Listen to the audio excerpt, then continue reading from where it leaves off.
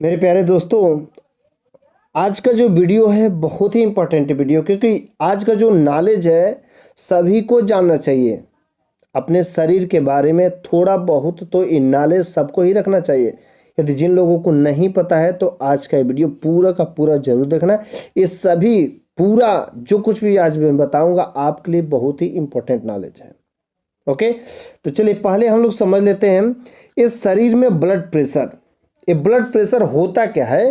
तो सबसे पहले मान लीजिए ये जो हम लोगों का जिस कैपिलरी में, जिस नली में, ये मान के चलो नली है, इस नली में हमारा क्या आता है? ब्लड आ जाता है।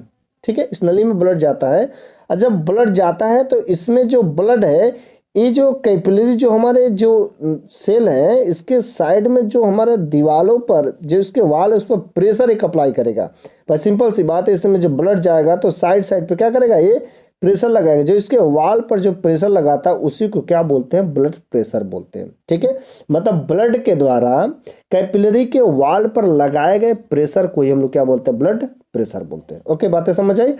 अच्छा, तो ब्लड प्रेशर जो है दो प्रकार के होते हैं। एक होते हैं सिस्टोलिक और दूसरे होते हैं डायसिस्टोलिक। ठीक है, तो ऊपर वाला हमारा क्या होता है? सिस्टोलिक है, ये वाला सिस्टोलिक होता है, ये हमारा क्या होता है? डायसिस्टोलिक होता है। Okay, systolic and diastolic. तो सिस्टोलिक यदि हमारा मतलब 120 है और ये डायसिस्टोलिक हमारा क्या है? 80 है। तो समझ जाइए, ऐसा यदि है तो नॉर्मल है, कोई जरूरत नहीं, अब ठीक ठाक है। अच्छा, 130 है तो और 85 है, 130 और 85 है तो समझिए नॉर्मल ही है, लेकिन इसको कंट्रोल कीजिए। जैसे थोड़ा सा, बहुत थोड़ा सा नाम मात्रा का बढ़ा हुआ है, ठीक ठाक ही बोलते हैं। ठीक है, लेकिन जब 140 और 90 मतलब सिस्टोलिक 140 और डायसिस्टोलिक 90 हो जाता तो इसको बोलते हैं हाई। थोड़ा सा बढ़ गया भैया, आपका जो ब्लड प्रेशर थोड़ा सा बढ़ गया है। ओके, इसको कंट्रोल किया जा सकता है, इसको भी। अच्छा, 150 से जब 95 हो जाता है तो बहुत अधिक बढ़ जाता है। अब इसको कंट्रोल करना बिल्कुल ही असंभव हो जाता है। इसको तुरंत जो है डॉक्टर से कंसल्ट करना चाहिए। यदि डॉक्टर अगर कंसल्ट कर लेता है, ठीक ठाक हो जाता है, सिंपल सी तो एडमिट ही करना पड़ता है। ऐसे कंडीशन में 130 तक तो ठीक है, लेकिन 140 और 150 यदि आप जाता है तो समझ जाइए खतरा है और आपका ब्लड प्रेशर का शिकार हो रहे हैं। ठीक है, अच्छा, अब दूसरी बात आती है, हम लोगों को ऑक्सीजन लेवल का भी नॉलेज होना चाहिए। ऑक्सीजन लेवल जिसको ऑक्सीमीटर से नापते हैं। अभी कोरोना टाइम में आपने देखा होगा ऑक्सीमीटर, ऑक्सीजन लेवल हम लोग नापते हैं। यदि ये ऑक्सीजन लेवल हम लोगों का 94 है, 94 है तो समझिए ठीक है, नॉर्मल है। ओके, लेकिन यदि 95 से 100 के बीच में देता समझिए बहुत बढ़िया है। 95 से यदि 100 के बीच में यदि आपका ऑक्सीमीटर बता रहा है ऑक्सीजन लेवल तो बहुत बढ़िया है। लेकिन यदि 90 से 93 के बीच में आ जाता है तो थोड़ा सा कम है, लेकिन इसको मेंटेन किया जा सकता है, थोड़ा सा कम ही है। लेकिन यदि 80 से 89 मतलब 80 से 90 के बीच में आता समझिए ऑक्सीजन लेवल आपका बहुत कम हो गया है और आपको डॉक्टर की जरूरत पड़ेगी। और यदि इससे कम हो जाते हैं तो समझ जाइए बिना एडमिट किए तो कुछ आपका उपाय ही नहीं है। तो वैसे 80 से यदि जैसे ही कम जा रहा है या 90 से कम जा रहा है तो तुरंत आपको डॉक्टर से कंसल्ट होना चाहिए और डॉक्टर के नियमानुसार यदि डॉक्टर कहता है तो एडमिट ही करना पड़ेगा। ठीक है, ओके, तो ये नॉलेज हो गया ऑक्सीजन लेवल, ऑक्सीमीटर हम लोग नापते हैं। अच्छा, अब रही बात है पल्स रेट। पल्स रेट कैसे नापते हैं? पल्स रेट मतलब जो हमारे पल्स में क्या बोलते हैं, ब्लड जो बहता है, हम लोगों का हार्ट जो पंप करता है, तो एक मिनट में हार्ट कितनी बार पंप करता है आपके ब्लड को, उसी को बोलते हैं पल्स रेट। तो यदि किसी का हार्ट जो है 1 मिनट में 72 बार जो है प्रति मिनट से यदि बताता है आपका पल्स रेट, जिसको हार्ट बीट भी बोल सकते हैं, 72 बार यदि करता है तो समझिए आपका पल्स रेट बहुत अच्छा है। ठीक है, अच्छा, 60 से 80 के बीच में यदि है तो समझिए ठीक ठाक है। मतलब 72 से यदि अधिक जाता है मतलब 80 तक कंट्रोल किया जा सकता है, 80 तक कोई दिक्कत नहीं होता है। लेकिन 60 यदि कम में भी 60 ही हो जाता है, मतलब 72 से यदि कम होता है तो 60 और 72 से यदि ज़्यादा होता है तो 80, तो भी कोई दिक्कत की बात नहीं रहती है, ठीक ठाक है, मध्यम है। लेकिन पल्स रेट यदि 80 से यदि ज़्यादा हो जाता है अर्थात 90 से 120 प्रति मिनट यदि हो जाता है तो तुरंत हमको डॉक्टर से कंसल्ट करना पड़ेगा। ठीक है, छोटे बच्चे जब शिशु होते हैं, गर्भ में रहते हैं, उन सबों का हार्ट बीट जो बहुत ज़्यादा रहता है, 240 तक रहता है।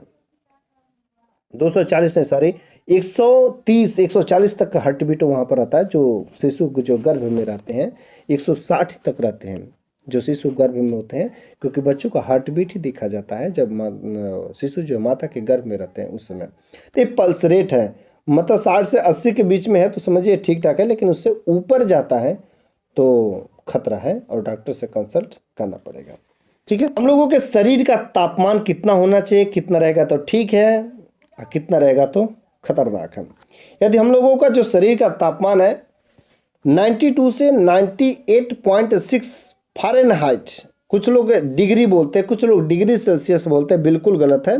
जो हम लोग मेजरमेंट करते हैं बॉडी के लिए, टेम्परेचर के लिए, जिस भी डिग्री सेल्सियस से मेजर करते हैं वो हमारा उसको नापा जाता है फ़ारेनहाइट में। किस में मेजर किया जाता है? फ़ारेनहाइट में। ठीक है, तो यदि हमारा बॉडी का टेम्परेचर 92 से 98.6 फ़ारेनहाइट यदि बताता है तो समझिए कोई बुखार नहीं है, ठीक ठाक है। ठीक है, मतलब आपका 98 से कम है या 98.6 से कम है तो बुखार आपको नहीं है। लेकिन यदि 99 हो जाता है, यदि आपका जो बॉडी का टेम्परेचर 99 हो जाता है तो थोड़ा बहुत बुखार फील होने लगता है। लेकिन यदि उससे अधिक हो रहा है, 100 से 102 हो रहा है तो ज़्यादा बुखार है, डॉक्टर की सलाह लेनी ही पड़ेगी। और यदि किसी का 104 से 105 यदि डिग्री फ़ारेनहाइट आ जाता है, इतना टेम्परेचर, समझ जाइए कि उसके मृत्यु का दावत दे देती है। इतना कंडीशन नहीं होना चाहिए। 105 के बाद जाते जाते आदमी जो का शरीर ठंडा होने लगता है और वह मृत्यु को स्वर्ग सुधार जाता है। लेकिन 100 से 102 ही पर ही हम लोगों को डॉक्टर से मिलना चाहिए, उससे ऊपर नहीं होने देना चाहिए। यदि ऐसा होता है तो तुरंत जो है पहले उसे बर्फ़ से या ठंडे पानी से शरीर का लोथा देना चाहिए, पूरे शरीर को हल्का फुल्का पोंछ देना चाहिए ताकि बॉडी का टेम्परेचर जो मेंटेन हो जाए। उसके बाद से दवा खाना चाहिए। ठीक है, ओके। अच्छा, अब हम लोग बात करते हैं HRCT या चेस्ट CT स्कैन करने पर। HRCT क्या होता है? High resolution computer tomography. High resolution computer tomography CT scan करने पर जो है ये बात बताता है HRCT स्कोर 0 से 8 यदि है तो माइल्ड इन्फेक्शन, माइल्ड मतलब हल्का है। ये पहले ये समझते हैं कि 0 से 8 इसको कैसे क्या समझते हैं। यहाँ पर देखिए, ये आपके सामने लंग्स बनाए गए हैं, 2 लंग्स हैं। ठीक है, ये राइट है और ये लेफ्ट है। ठीक है, 2 लंग्स है, एक राइट है एक लेफ्ट है। ठीक है, अच्छा देखो, इसमें राइट लंग्स में हमारे 3 लोब होते हैं, superior lobe, middle lobe and inferior lobe right वाले में, और लेफ्ट वाले में मात्र 2 ही लोब होते हैं, एक सुपीरियर लोब होता है, एक इन्फीरियर लोब होता है। ठीक है, तो टोटल हमारे 5 लोब हुए। यदि इसको हम CT स्कोर जिसको बोलते हैं, CT स्कोर यदि हम 5-5 नंबर दे देते हैं, 5 CT स्कोर इसका है, 5 CT स्कोर इसका है, 5 CT स्कोर इसका है, इसको भी 5-5 दे देते हैं, इसको भी 5-5 दे देते हैं, टोटल हमारे यदि देखते हैं तो टोटल 25 CT स्कोर हो गए। ठीक है, टोटल कितने हो गए? 25 CT स्कोर हो गए। अच्छा, इसको मेजर कैसे किया जाता है? टोटल हमारे कितने हुए? 25 CT स्कोर हुए। यदि हमारा राइट में सुपीरियर लोब में 5 है, ठीक है, 5 CT स्कोर है, जिसमें से 5 अंक है, मान के चलो 5 लोब में से हमारे मान के चलो कि 2 लोब खराब हो गए, 2 लोब खराब हो गए हैं और 3 लोब बचे हुए हैं। ठीक है, अच्छा, इसमें से सुपीरियर में से ही यहाँ पर जो 4 लोब खराब हो गए और 1 लोब बचे हुए हैं। ठीक है, तो हमारा टोटल जो है कितने सही है? 5 5 10 5 15 और 15 16 और 16 3 19, मतलब टोटल हमारे 25 में से मात्र 19 सही है, तो हमारा 19 CT स्कोर हुआ। ठीक है, बातें समझ आए? तो ऐसे हमारा CT स्कोर देखा जाता है। तो HRCT स्कोर यदि हमारा 0 से 8 है तो माइल्ड इन्फेक्शन है। ठीक है, माइल्ड इन्फेक्शन मतलब हल्का सा इन्फेक्शन है। लेकिन यदि HRCT स्कोर यदि आपका 9 से 18 के बीच में है तो मॉडरेट मध्यम इन्फेक्शन है। लेकिन यदि HRCT स्कोर आपका 19 से 25 के बीच में हो जाता तो बहुत ही खतरनाक इन्फेक्शन है, आपको तुरंत डॉक्टर से कंसल्ट करना पड़ेगा। वैसे मॉडरेट इन्फेक्शन रहता है, तभी यदि डॉक्टर से कंसल्ट कर ले लेते हैं तो आपको जान जो है जोखिम में पड़ने से बच जाता है, लेकिन उससे अधिक होना खतरा ही होता है। तो इस कंडीशन में डॉक्टर से मिलना ही पड़ेगा, अगर ज़रूरत पड़ेगा तो एडमिट भी करना पड़ेगा। ठीक है। तो दोस्तों, यदि ये वीडियो आपको अच्छा लगा हो, नॉलेजफुल लगा हो, तो मैं आशा करता हूँ कि आप इस वीडियो को लाइक ज़रूर करेंगे और अपने सभी दोस्तों में और सभी ग्रुप में इसको शेयर कर दीजिए।